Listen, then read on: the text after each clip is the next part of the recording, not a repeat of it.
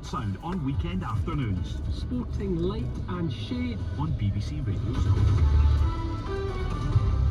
On digital radio, FM, your smart speaker, and BBC Sounds. BBC Radio Scotland. Drive Time with John Beattie on BBC Radio Scotland. Thank you so much for your company. Loads of texts coming in, 80295. Lots of you working, lots of you sending messages to people that you can't see because of what's happened. Alexander Auld says that Mum and Dad, Bruce and Elaine Auld from Duns in the Borders, from their son in Boston, Massachusetts, supposed to be visiting this week, but had to cancel. 80295 is the text.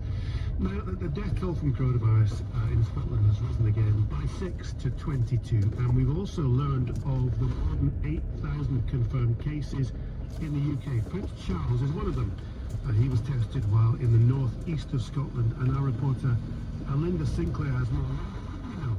Well, what a difference a few weeks makes, John. At the beginning of March, on a trip to Dublin, Prince Charles's son, Prince William, joked about coronavirus, asking those in a line-up if they thought it was media hype. Now fast forward, and it's been confirmed his dad, the Duke of Rothesay, has the virus. Now he arrived in Scotland with his wife Camilla on Sunday and had been displaying mild symptoms over the weekend. He was tested by the NHS in Aberdeenshire on Monday, and that came back positive last night. Now Charles is still working, is up and about and in good spirits.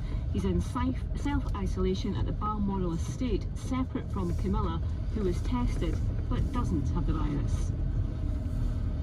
I was watching a video early on of him shaking loads of hands, and it's part of what the royals do. He probably comes into contact with a lot of people.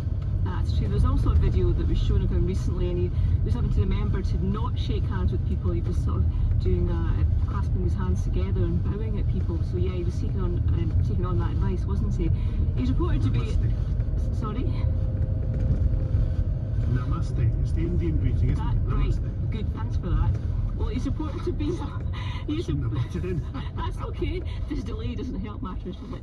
He's reported to be a workaholic, John, a bit like yourself. Clarence South says it's not possible to work out how he got the virus, as he's carried out such a high number of engagements in his public role during the last few weeks. The 71-year-old heir to the throne last saw the Queen briefly on the 12th of March. 3 days earlier, mother and son had longer contact during the Commonwealth Day service in London. You'll remember that was last time that son Harry and Meghan Markle conducted an official royal engagement. Well, the Queen is said to be in good health, but a number of household staff at Birk Hall, the Prince's residence on the Balmoral estate, are now self-isolating at their own homes. What has been the reaction? First Minister Nicola Sturgeon has wished him well.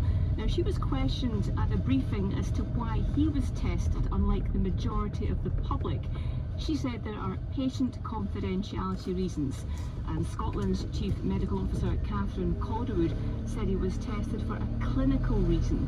She said she was pleased, he is very well, and he has had just a mild illness, like most people who get the virus.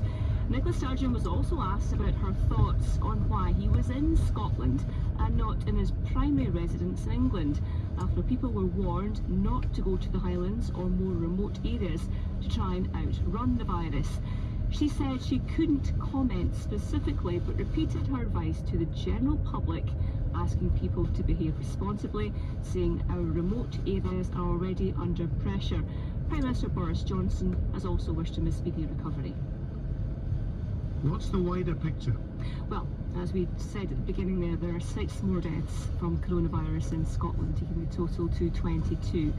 The Scottish Government has confirmed 719 positive tests out of 10,676 carried out, and 51 patients are being treated in intensive care. Now, across the UK as a whole, there are now 440 deaths, among them a 21-year-old woman from Buckinghamshire who is believed to have become the youngest person in the UK without any underlying health conditions to have died from the virus. And another